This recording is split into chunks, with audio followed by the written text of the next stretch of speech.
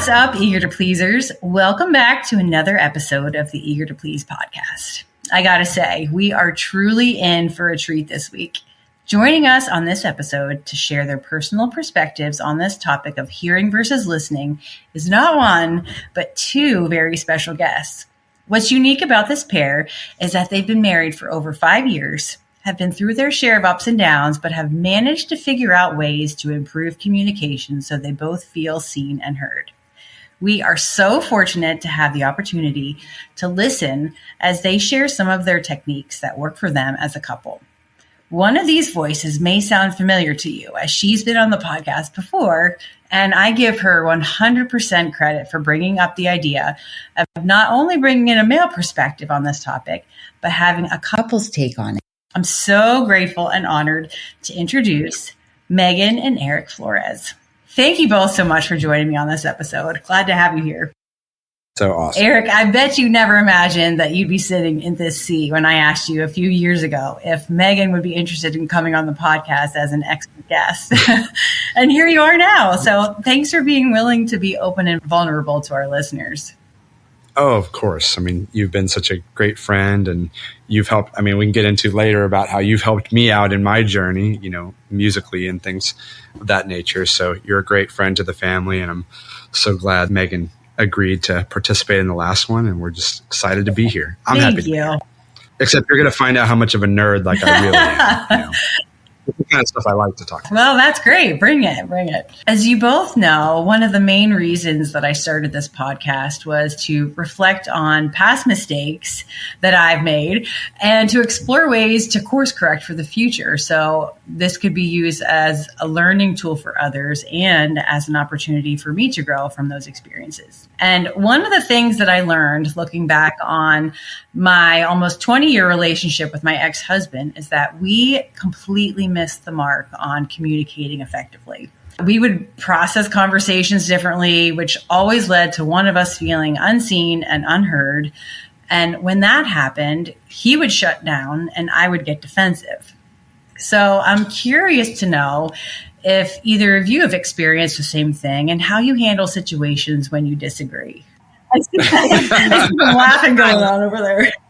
No, it's more like, in my world, sometimes you have people come into my office. It's like, oh, I never fight with my spouse. And I'm like, okay, that's not actually what I want to hear. That tells me something. My first thing is like, I don't know how often we fight, but certainly enough. Or just, I don't know, fighting and disagreeing the same thing. Yeah. Some level. But I mean, I'll jump in and say, I think the nature of putting your life together with somebody else who is different and has, we're aligned in very special ways, like in our values and, how we treat our marriage. We have so many really tight alignments, but at the same time, we're different people that have different needs and different desires and different styles. And so I think like by nature, everything's a negotiation and everything is going to take a lifetime of working things out. So I think the idea that you're just magically paired or something like that, to fit perfectly with somebody, like I think that kind of is more in like the fantasy realm. And I think that, for us being in our marriage, we see this as a full lifetime, no matter what situation. So I think if you really look at things that way, it's like, okay, do you want to have a good marriage where you communicate and figure it out? Or do you want to have hell for the next 50 years? Right. I think like when you're staring down that, you really do realize like that no matter what, it's best to negotiate. It's best to clarify. And, just like anything, I think we're humans. I think there is a tendency to shut down or to be overloaded or to not have the capacity to have certain conversations. Mm-hmm. But I think for us, we don't shy away from the fact that this is going to be a lifelong negotiation with two different people who've committed themselves to each other. So. And I think having some level, again, I agree with what Eric's saying. I always ask clients two things in regards to their marriage. One, how committed are you to your marriage? Scale of 1 to 10, 10 being like, I'm the most committed I could ever be. And then the second question I ask is, how satisfied are you in your marriage? 1 to 10. But going back to the committed, I'm like always wanting new things. I don't really commit to anything very long kind of person, but like I can say like I'm a 10 out of 10 committed to my marriage. I will be married to Eric till death do us part. But I would also say I'm a 10 out of 10 committed to not being in a miserable marriage. And I think about that every single day. My wiring is a gift and a curse. But like, I'll think to myself like, oh, if I don't make up with Eric, if I don't find a way to communicate with Eric here, and then we keep doing it over and over and over again, that's how you hate each other eventually. I think some level of also like a long-term perspective for me. Oh, if I don't address this now, or I don't fix this now, or I don't change now, I know tons of people who are married and miserable. And so to me, yeah, staying married is important, but being in a loving relationship is like the quest of my life. I mean, I tell people that, like, I want to be at the end of my life still in love. Yeah. And in like, and I think that does happen like in the little moments and choices every day. I want to dig into that real quick, Megan, because to be a couple and happy in a relationship, like you had just said, I think requires being happy with yourself first. And that was an epiphany to me, you know, after the divorce had settled and we had calmed down and things started getting back into quote unquote a new normal. And I guess neither one of us really realized that we were just unhappy with ourselves. Like both of us were. And I'm sure he would say the same thing if I were to bring him on this as a guest. But if you're not good, then how can the couple be good? And so I just wanted to ask your opinions on that. Your commitment to each other is amazing, but your commitment to yourself too, in order to be happy to pour into that relationship, I think is also important. Yeah. I think from the perspective of not looking for the other person to be your savior. Yes. Love that. Because I like scapegoat Eric and make him like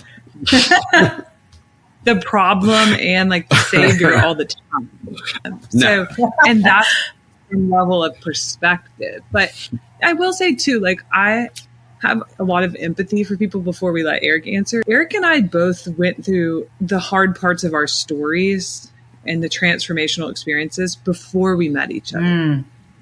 And so I think when we met each other, we had already done kind of the deep inner work and knew who we were and knew how to pick the right partner. I think when you get married younger, or not that we were, but like younger or just less aware of who you are, it's trickier and like it's harder to do.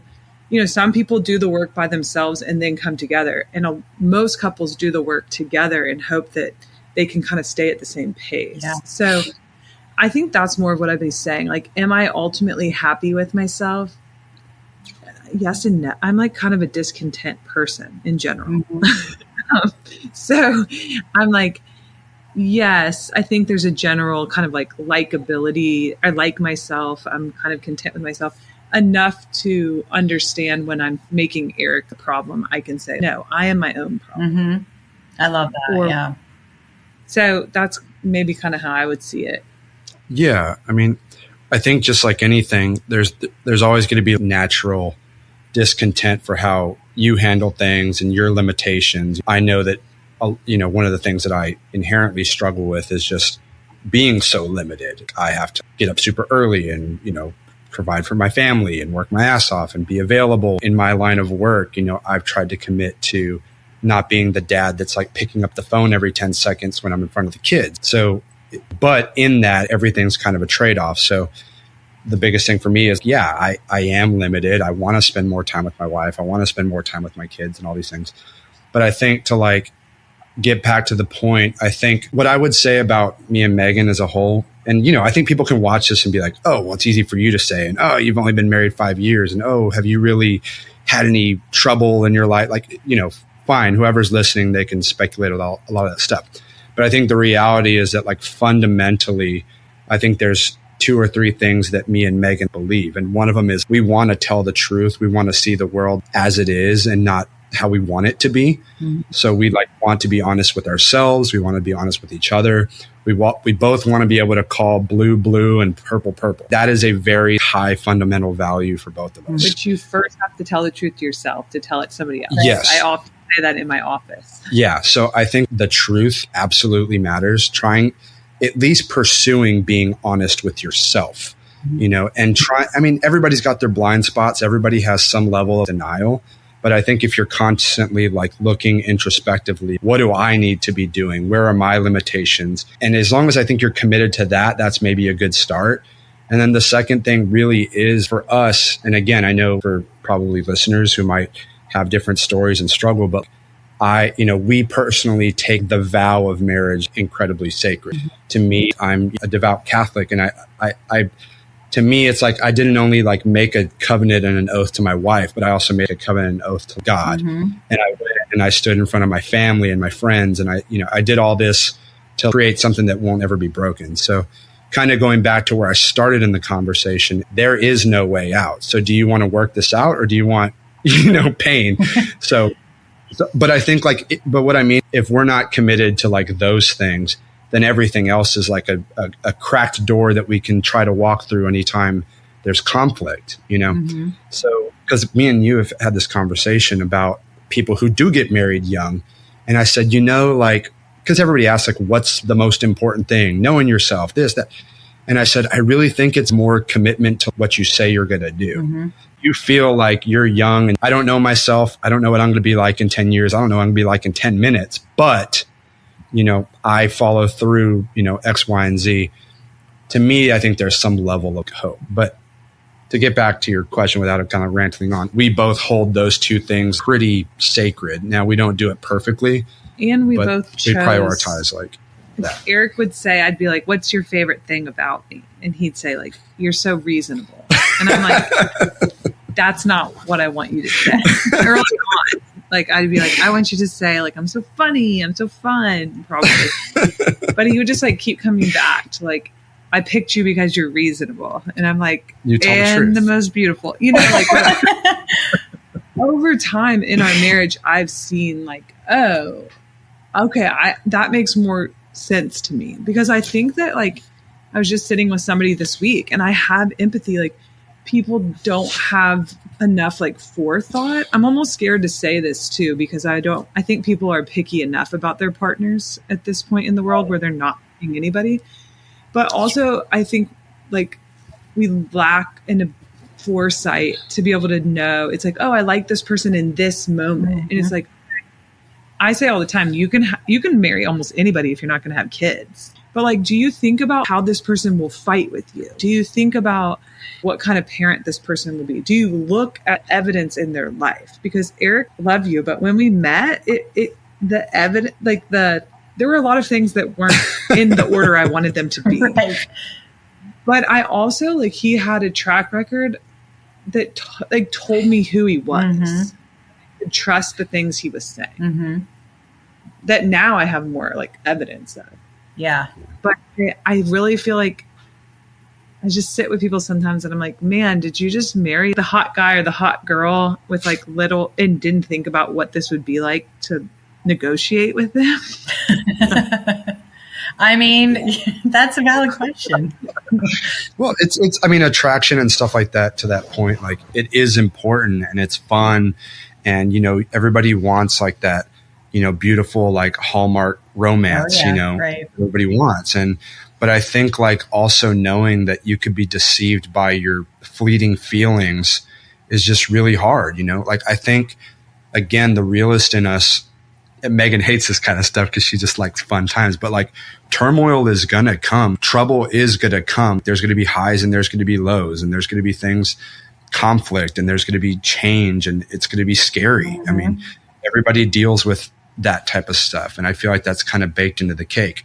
So I think if you're picking a partner based on like, ooh, this is sexy and this is fun and this is good time, it's like, well, might be when you're 23 and don't have any bills and no kids, and your parents are giving you, $7,000 a month. Whoop-de-doo. Like, that's a fleeting moment. Yeah.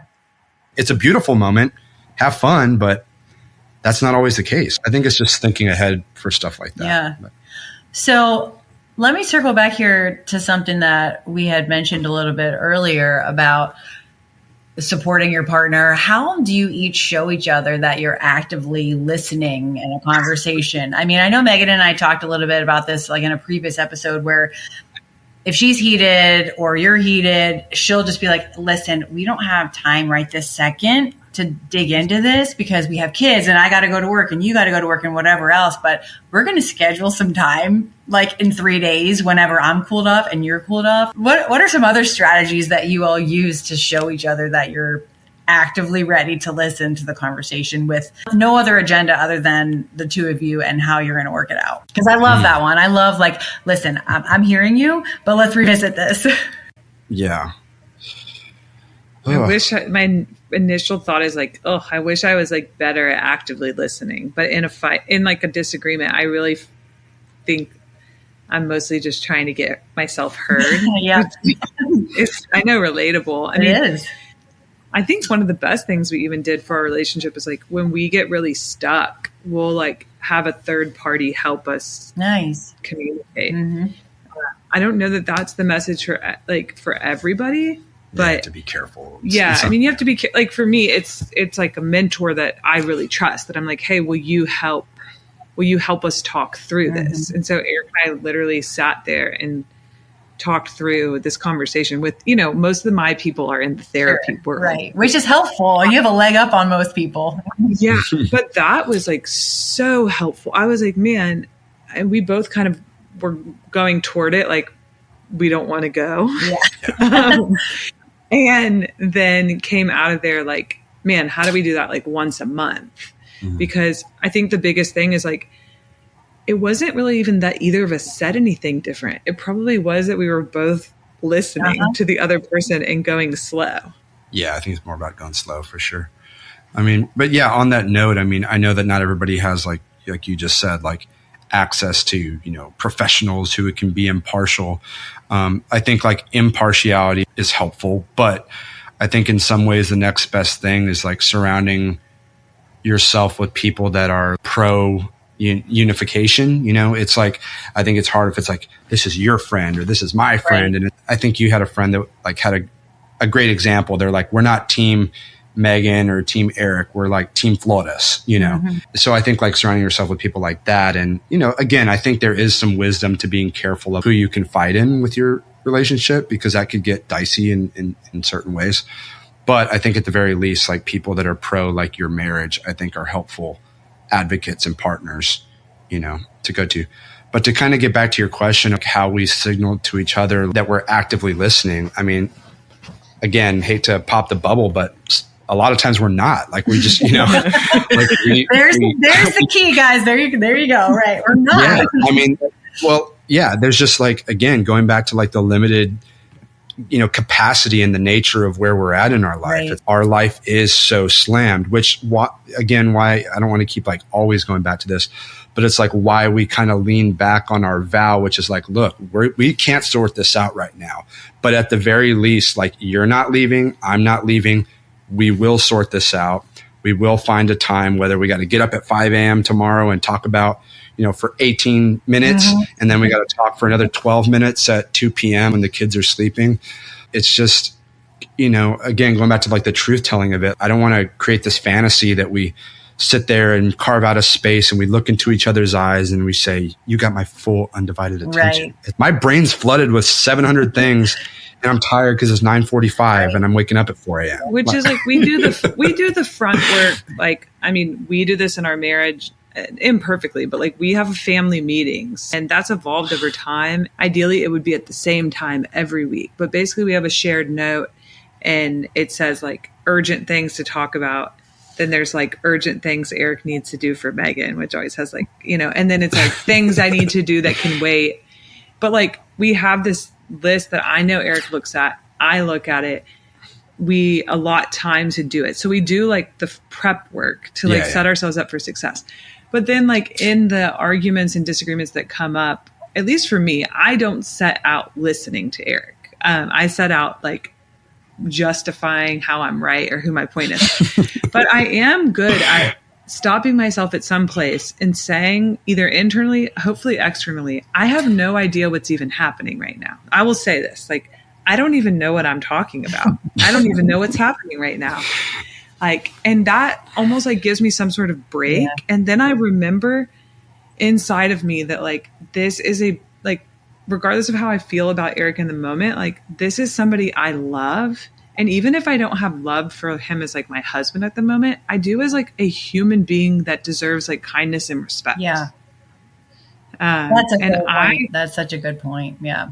I kind of go back to that is like, I mean, I think on some level it is God's, like it is rooted at some level in my faith of like, I could hate his guts at the moment, but there's something about stopping the conversation for myself. I can stop it, kind of acknowledge I don't even know what's happening or what I'm saying, and acknowledge like, this is not how I want to treat like a sacred human being. Mm-hmm. And that normally shifts me because it's not like in that moment, I just like somebody sprinkles fairy dust and I start listening, but it does like calm me down and help recenter me into like Eric being like a child of God that's really valuable that I want to treat with kindness and respect. Yeah.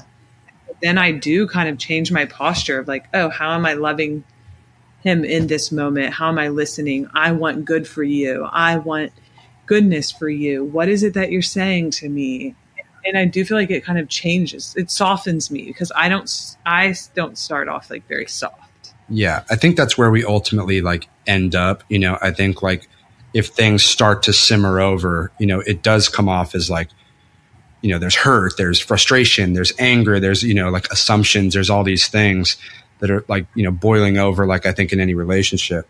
But I think like where we end up landing, so to speak, is you're my partner. I'm not here to stab you or, you know, run over you or anything like that. Right. But, you know, we're both up to our ears in, you know, stressful things.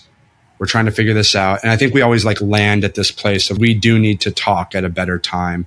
We do need to get more disciplined about what we want to say. Mm-hmm. Because like Megan said, it's like, I think in a perfect world, we all have the perfect words to say, you know, but I think somebody mentioned something about like there's a think to talkers and talk to thinkers, you know, which I was like, oh, that's actually really great.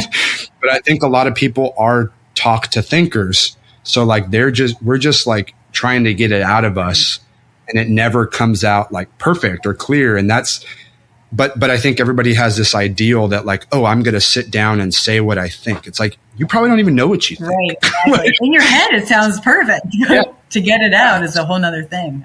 So I think having some grace, like with your partner that like she probably doesn't know what she's trying to say. And this is going to come out clumsy. It's going to come out, you know, hard. We do need to get better. I love you. This is hard.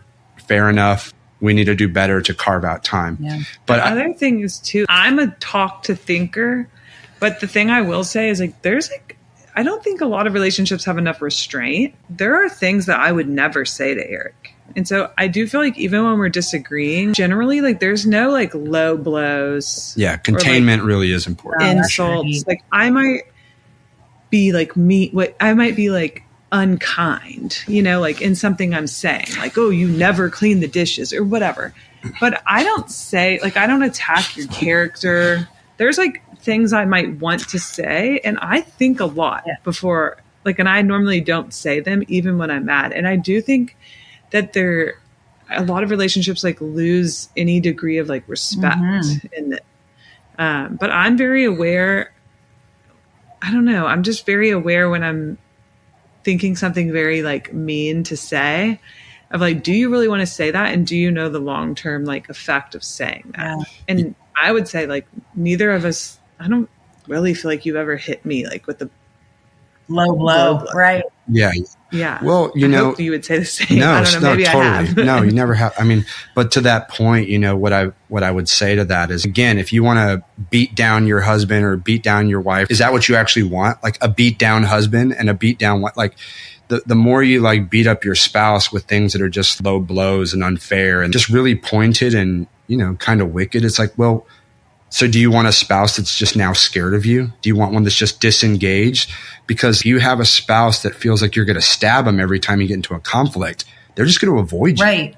You know, and it's like, well, good luck. And I think that's why it's, if you don't actually fight fair, nobody's going to want to engage with you because you're totally unpredictable, you know, and you're totally, you know, like the person you love the most is also the person that can really hurt you the most, 100%. You know, if you're having like a true vulnerable marriage, you know. Yeah. So what I would say, I mean, again, this isn't even a her, this is a me. I mean, this is a everybody. Some level of like restraint is incredibly important. You don't just say everything that you think. Right. I think that is a bad idea. People would say, oh, speak your mind, speak your truth, speak your heart. No, be quiet. Like, think, slow down. Make sure you're taking some things off the table. I don't think that just saying what's on your brain is wise inherently.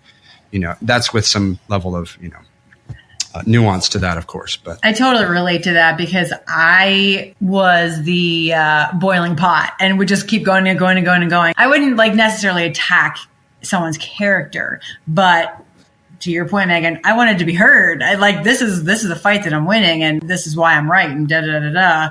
But to your point then, Eric, if you take some of that stuff off the table, the severity of it decreases over time. And you're like, that really is not even a big deal. I don't even know why I was complaining about that or why I was bitching about that because it just simmers down a little bit. But in the heat of the moment, it's just front and center. But yeah, just taking the time to think about this is really what I want to say is super important, but hard to do. Yeah. And I don't want to change I think you made a really good point about wanting, him to do something or something like that. And I will just say, if Megan is having trouble with something and she's just like, man, I'm so tired of unloading the dishwasher every day. We've had this exact conversation. It's like, Megan, it's not that I don't want to help you. It's not that I don't care. I don't even think about the dishwasher. I'm not wired that way. It's like, if I need a cup, I'll wash it so it's not an attack. But if you actually want me to do it, I need you to help me find a system to where I can remember to do it. I set alarms, I do all kinds of things because it's not in my nature to know. I think men and women do have inherently different things that they notice, things that, bother them, things that they're attuned to. So, but to get back to that point is I actually do want to take the load off of her. I'm just not generally thinking about these things. So you don't have to come at me hot. You just have to come at me and help me find a solution because I actually do want to help you. Yeah.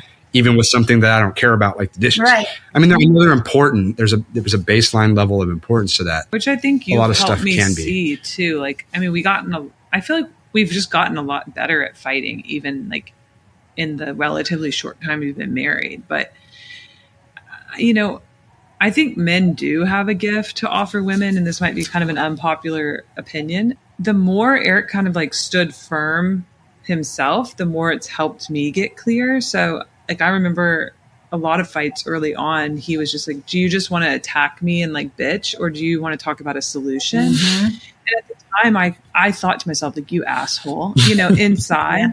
But I also was able to step back and see oh, he does have a point. What do I want?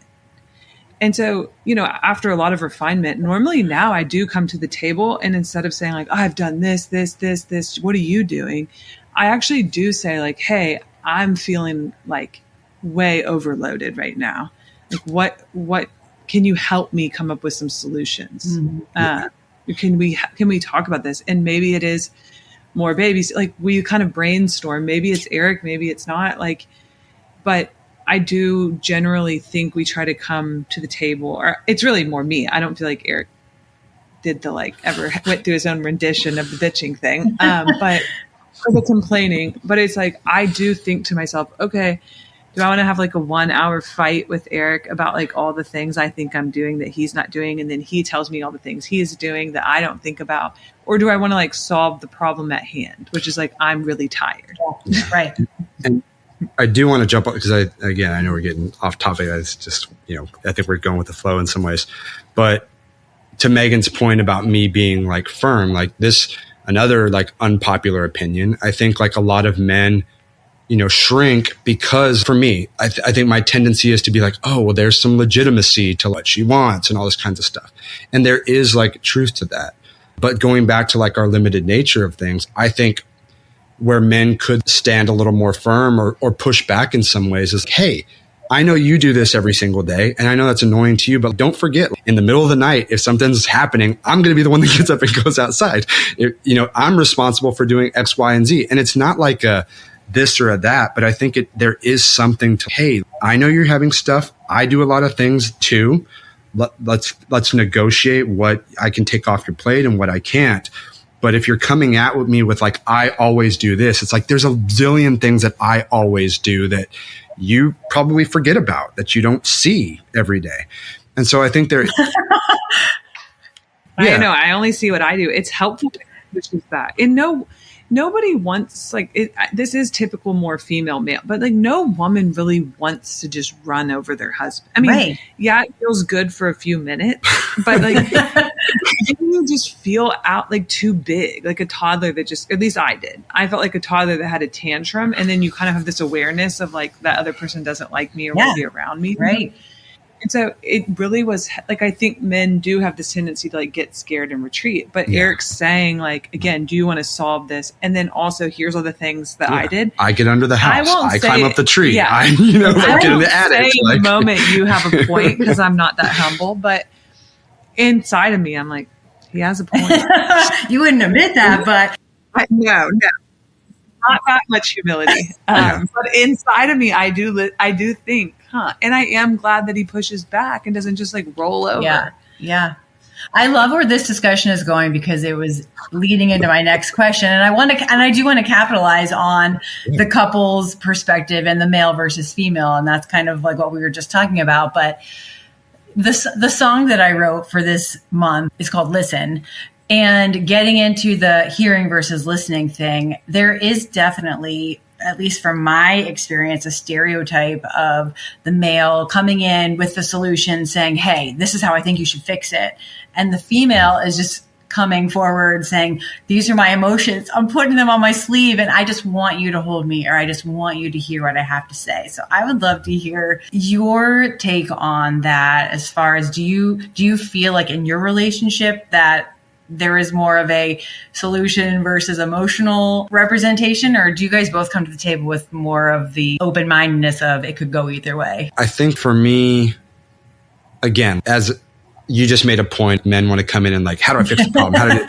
But going back to like what we were saying earlier of the inherent differences, if I'm a fish and you want me to like thrive in the desert, that's not my inherent being. And that's not a cop-out. It's just men, I think men and women are different, and they have unique natural strengths and limitations. And I think in a wonderful marriage, you figure out how to like complement each other's differences. Right. Like, two difference combined together. Your audience can't see my hands, but I'm like putting, like clasping them, saying you cover more ground because you have different strengths and limitations. I think like for me, I'll just say like, I don't know personally when Megan wants to just vent or when she wants me to help her. So it's hard because I am going to jump into like, oh, well, why don't you just tell your friend this? Or why don't you just blah, blah, blah. And it's like, I know that that's annoying, but I also don't have a spider sense, going back to like missing the dishwasher every day. I don't have that in me. I think about just solving problems and fixing things. And how do I help make this better? And women, I think, do have this unique ability to sit and just talk of things and feel some level of relief and be seen and understood. And I'm not shutting that down, but it's like, you kind of got to preface me in some ways if you want to get what you actually want, which is me to stay out of the way and empathize with you. I can do that, but I also am going to run in every day with a bucket in my hand with water and try to put the fire out. That's my being. And I'm not saying there's no room to change and to move towards you. But again, if your husband's not doing that, then I think coach him and like try to find the words to say, hey, I just need you to listen. Please don't jump in. Yeah. Blam, word vomit. Yeah. I agree. Or like, it's hard. We don't do this, but I would if I had to. Set a timer. It's like, hey, can I talk? Because I think a lot of times men, I see it with Eric. I'll see it in his eyes. He doesn't necessarily tell me, but I'm like, oh, he thinks I'm never going to end. He thinks I don't know when this is going to end. So it's like, I don't know. If we were really struggling with that, I would say, could I set a timer for 5 minutes and just tell you for 5 minutes everything I want to say? And then you can say something. But I do agree with Eric. I think it's easy probably everybody, but I hear it more with women, and I experience it to be like, oh, it just happened to me yesterday. Men like to talk about work. And so I ask Eric, how's your day? How was the work? How was this meeting? How do you feel about that? Whatever. And then after like a while, suddenly I start to think, I had this big event in my day and he didn't ask me about it. And I started to think, oh, he doesn't care about me because he's not asking about this. And then I was like, come on, Megan. So I was just like, hey, I want to tell you about this. And then Eric was like, yeah, I want to know about that. I was like, I want to stop talking about my work. Yeah. You know? And then I talked about it, but I think a lot of people come away from, they would have just let him talk, never said, I want to talk to you about this event. And then been like, oh, he never asked about Bitter, it. right. Mm-hmm. Yeah. And so there is this, trust me, I get it all. Like I hear it all the time. People are like, I don't want to have to ask for what I want. Yeah, that's come out of my mouth before. That's when your relationship will die. I do tell people that. And I do believe that. It's like, if I clean the whole house and everything's looking awesome and Eric comes in, I actually don't just expect him. I say like, don't you want to see what I did today? And we kind of play. And then I walk around, I'm like, look at this. I actually ran the dishwasher 3 times and unloaded it. No, I did 6 loads of laundry. Yeah. And then Eric will be like, you're amazing. And we're kind of like, I love that. It's playful. And like, you're making I cooked dinner while I was also dancing with the kids. Yeah. Like, look at me. This is how I did it. But it's like, I don't sit there and like hope and wait for him to notice these things. Again, I think there's this generosity, like having a generosity towards your partner. I know that Eric will play with me if I do it. And I do want him to notice all the things. Sure, absolutely. And so it's kind of like, okay, I'll just tell you and then he'll notice and then that'll work. And so that's what I do. Yeah. Have you, either one of you, ever taken the other person's comments personally and it wasn't meant to be personally and you're just like, what just happened there? Yeah. I think that's, natural, I think. Again, going back to the whole, the people that you love the most are the ones that could hurt you the most. And, it's just like anything. We both get caught up in all the things that we're doing and it's hard and it's really stressful. And I think in some instances, you almost want the other person to feel like how hard it is for you. And I think if that comes out, it could feel like resentment or like you're not, or you don't care like what I'm going through. You only care about what and I think like that can be hurtful, and you feel, but I think you just always have to come back to the fact, oh, this is somebody who loves you, that's committed to you for life. Like that's not actually true. It feels like you're drowning and your partner's just like, whatever, I got my own, good luck. You're on your own.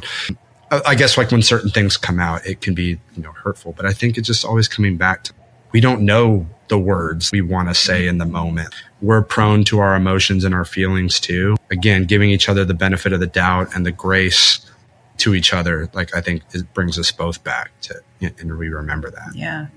And again, I think it's like setting yourself up for success. I actually I'm like thinking, have I ever taken anything personal I'm sure, but if anything, I'm like, it's probably him. Like, I feel like Eric is softer than me and more empathetic. And so I sometimes feel like I might be firing a little strong, more so than he is to me.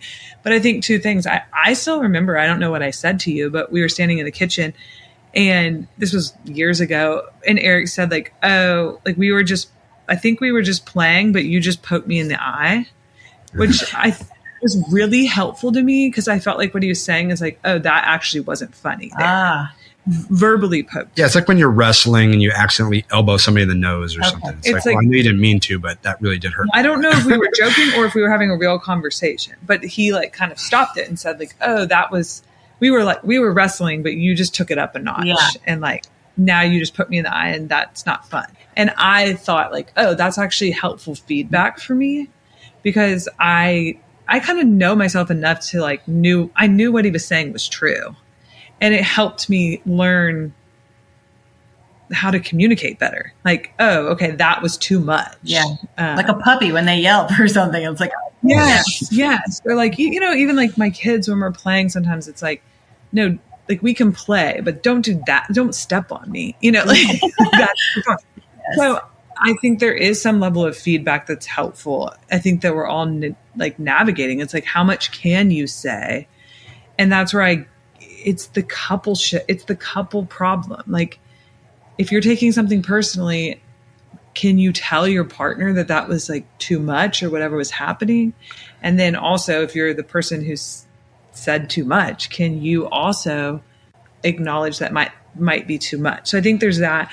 And then the other thing is having enough credit in the bank or something like that, where it's like, okay, if Eric maybe says something to me that I felt like was a little harsh or too quick or whatever, and we haven't spent any time together, we haven't been on any dates, and we haven't, like, I haven't felt the love at all. Of course, I'm going to take that like way more personally than if he does it on a different day. Same thing happened, but it's like I felt more connected and more loved. Well, then you were able to be more generous. We'll have times where we're not getting along. I'm like, oh, well, we haven't like spent time together. Like, we need to go spend time together. We need to do something fun. So it's, again, communicating in the moment, but also making sure all the other things are in place.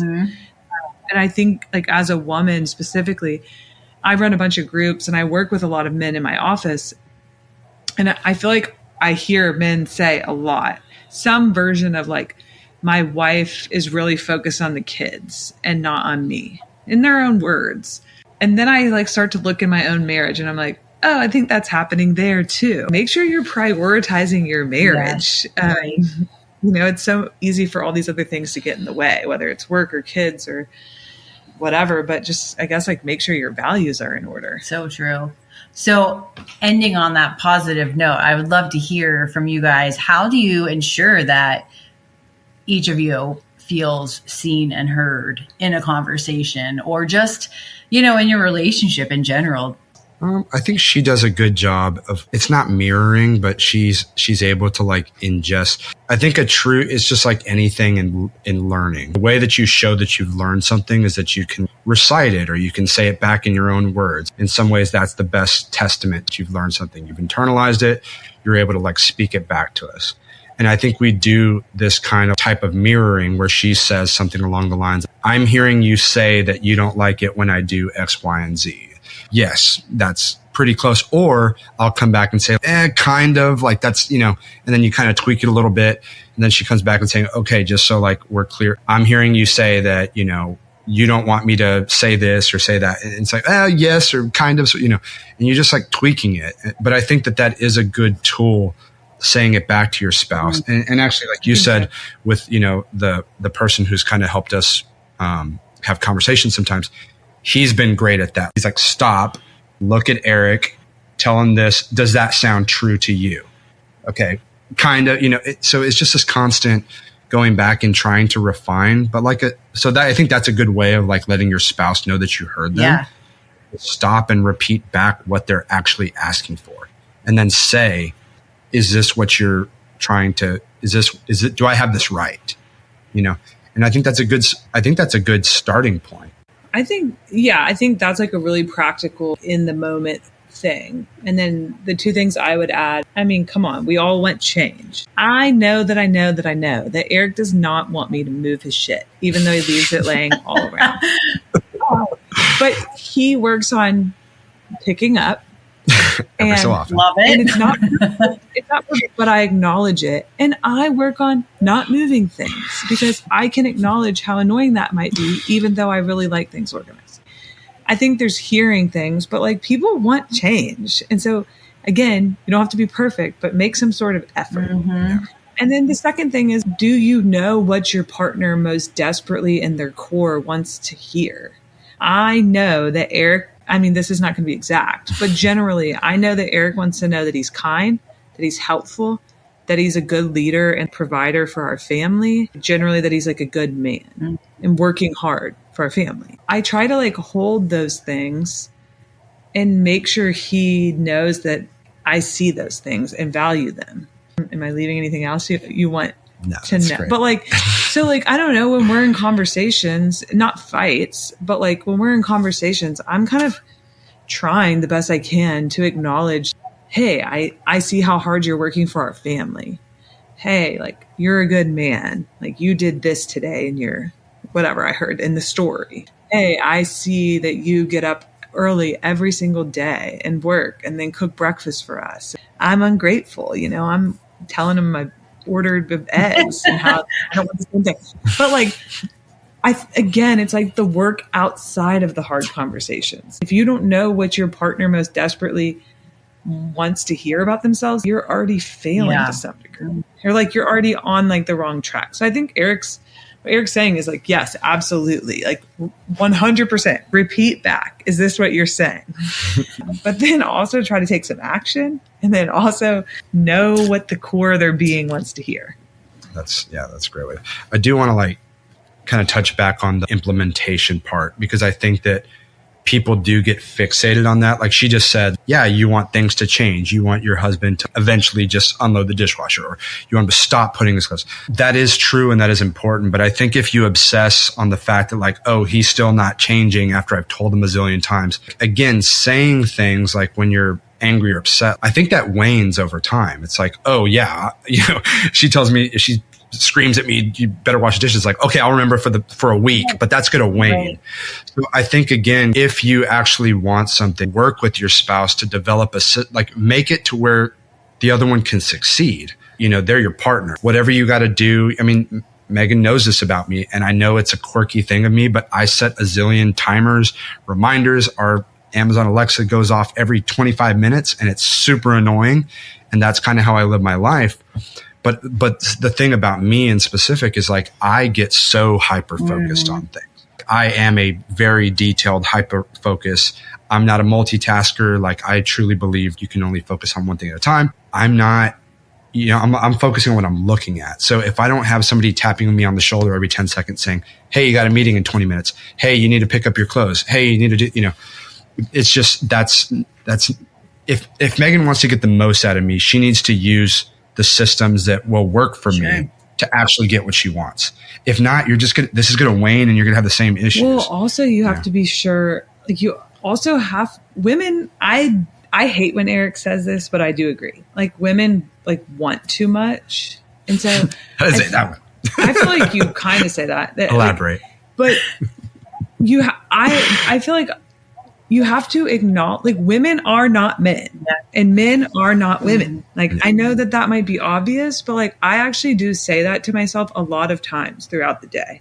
Some version of like Eric's not me and I'm not him, or men are not women, no matter, like I actually get mad at what you see on the internet. I don't know. They're trying to make everything equal. And I get it as a mother, like, oh, the invisible load.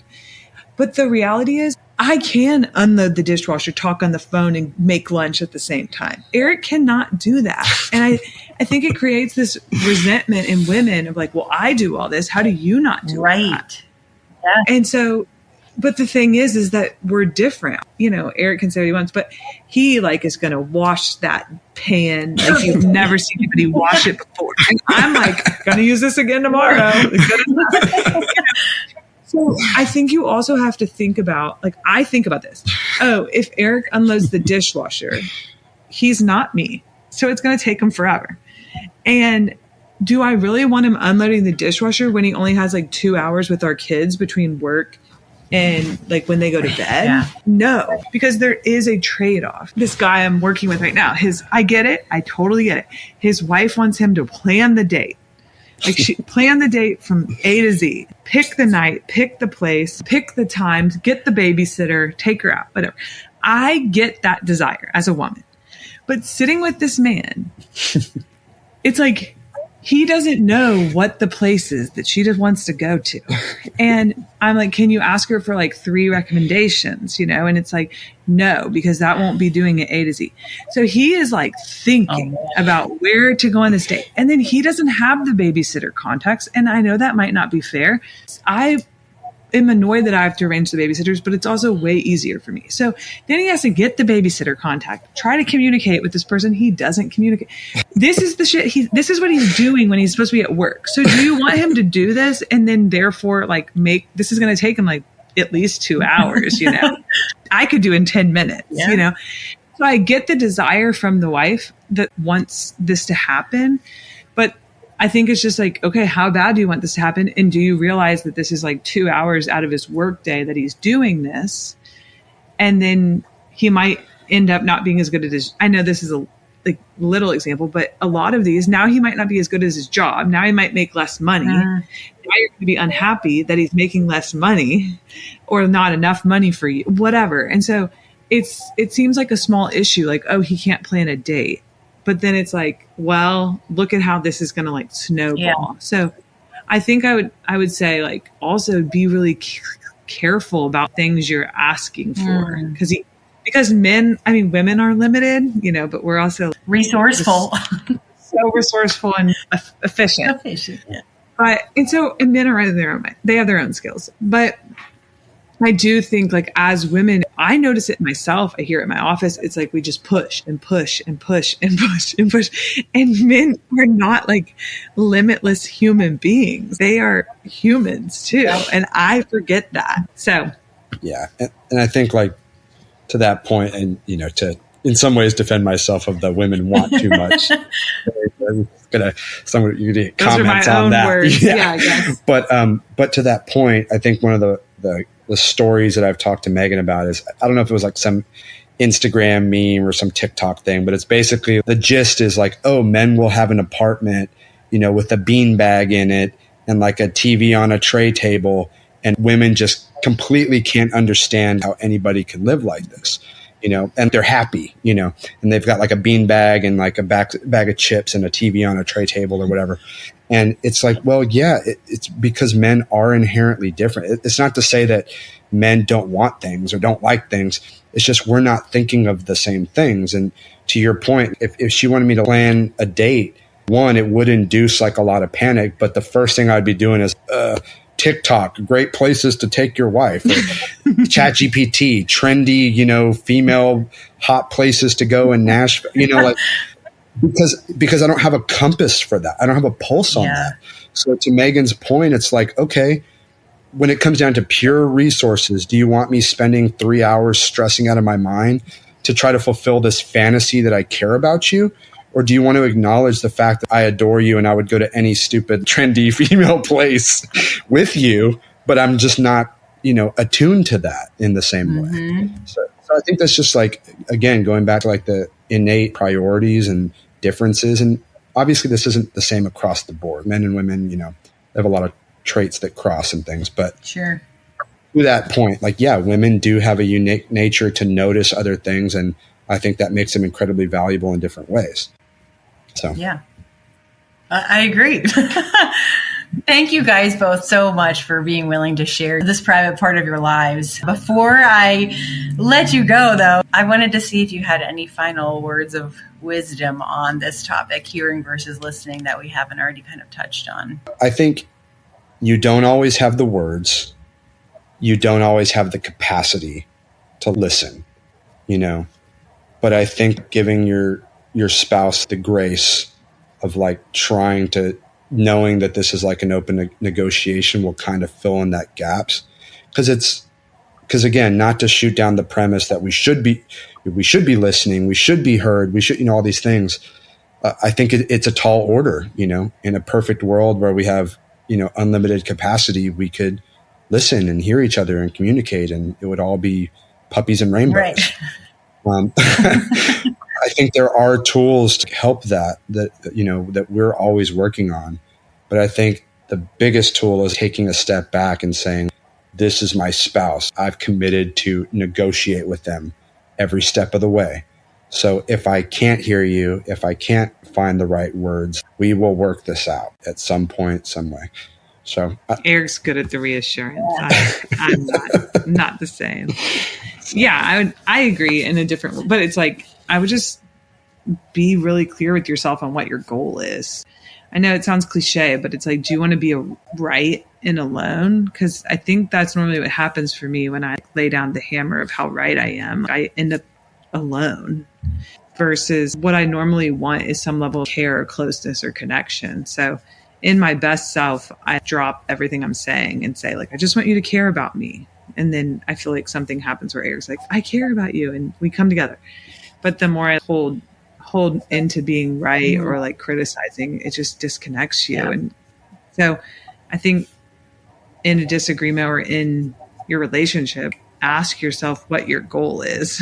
And then if what you're doing is helping you achieve that goal, can be like a good check-in with yourself. Yeah, for sure. I really do think that our listeners are going to learn so much from hearing our conversation tonight. So thank you both again. Really do appreciate you here. Yeah, of course. So happy to be here. Thank you for having us.